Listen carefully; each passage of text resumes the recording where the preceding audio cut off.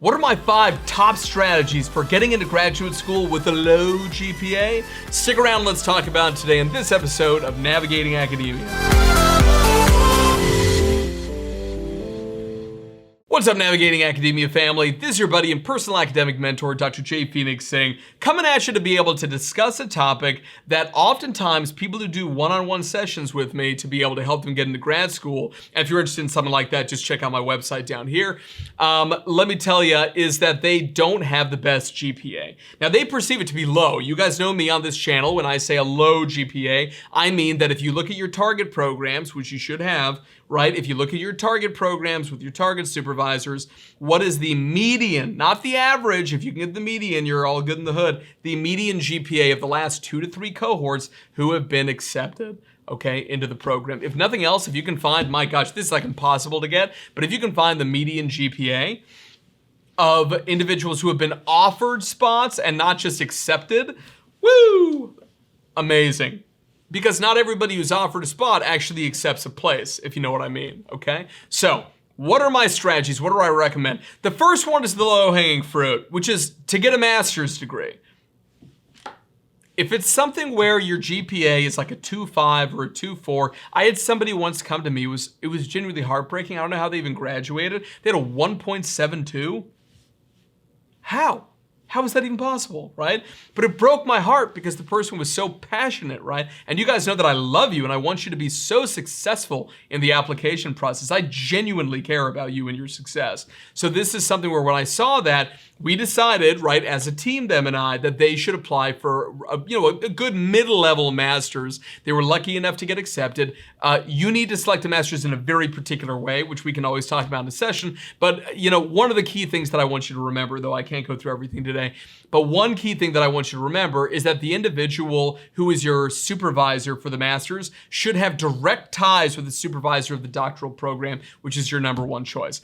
It's a very important, nobody does it. People go to the master's program, they get a better GPA, awesome, it overrides the undergrad GPA.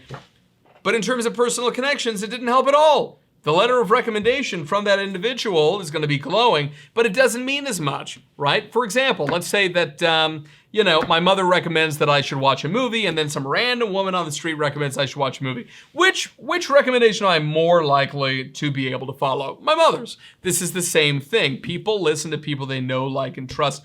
If that supervisor of yours in the master's program knows the individual who you want to do the doctorate with, them making a phone call or sending a text being like, hey, you old so-and-so, how are the kids? Is that, pipe burst any better? Hey, listen, I've got this guy, Jay, blah, blah, blah, blah, blah.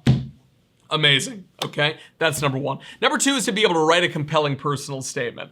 This is kind of obviously key, especially in paragraph 2. If you guys know me, I've got a 5-paragraph structure that I teach. If you use that structure, you will be fine, okay? Now, I can talk about it to you in one-on-one sessions, right? But check out publicationacademy.com. I just put together and launched my 5 courses on there, which is going to teach you everything from how to write a personal statement, a diversity statement, interview prep, preparing your CV, as well as to be able to really figure out which target supervisor and program have the best goodness and fit for you. I go into a crazy amount of detail and teach you everything that you need to know. So in particular, just literally getting the 7-day free trial, checking a few of these things out, I guarantee you're going to love it, okay? Just hop down here to publicationacademy.com. So, in the personal statement, paragraph 2, which is where you're going to talk about your academic background, you need to, what I call, get in front of the bull, and you need to explain exactly what happened. What are the circumstances that contributed to your low GPA, and how have you worked to overcome them?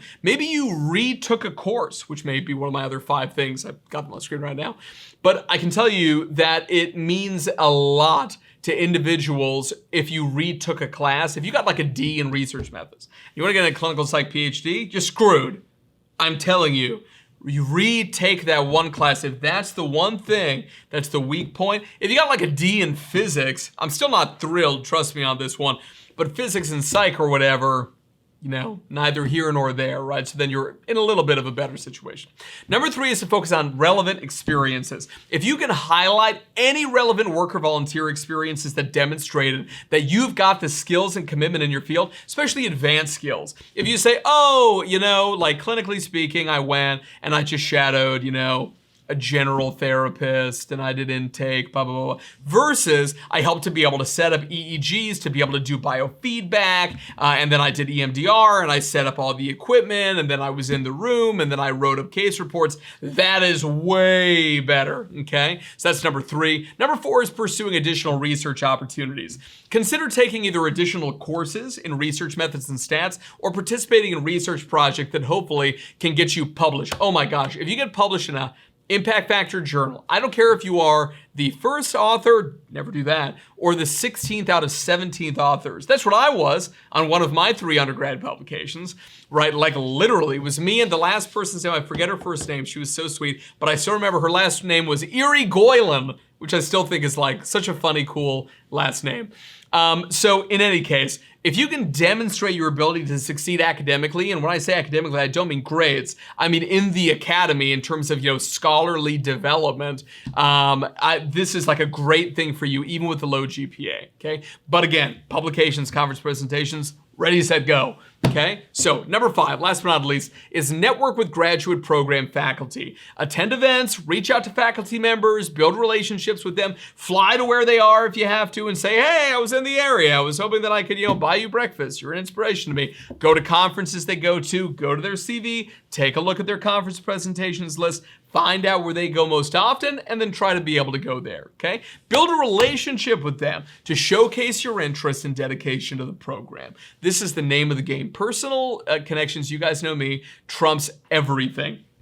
If you've got a really low GPA and you can just work in their lab, in the target supervisor's lab, as what we call a lab manager for at least a year and kind of earn your stripes and basically make yourself irreplaceable to that PI, oh, you can trust me, you have a maximal chance of getting into that program even with that low GPA. So that's what I've got for you guys today. Thank you so much for watching. Remember to like this video as well as to be able to subscribe to the channel. I love you all. God bless you. Check out Publication Academy and I'll see you guys in the next one. Peace. Thank you so much for stopping by, everyone. It's a pleasure to have you here as always. If you enjoyed this video and you'd like to see more in this series on navigating academia, please click on one of these links over here to be able to view more original content. I hope to see you there.